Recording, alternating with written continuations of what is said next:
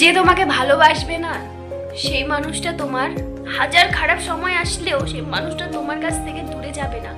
সেই মানুষটা তোমাকে আগলে রাখার চেষ্টা করবে যে সেই খারাপ সময়ে তুমি না তার থেকে দূরে চলে যাও।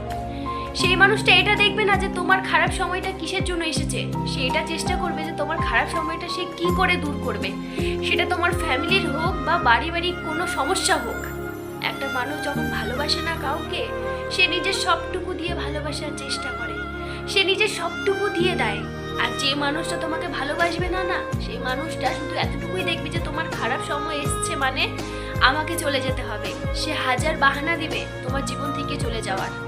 আমি একটা কথাই বলবো, যে মানুষটা তোমাকে ভালোবাসে না সেই মানুষটা ঢং করার কোনো কারণই হয় না।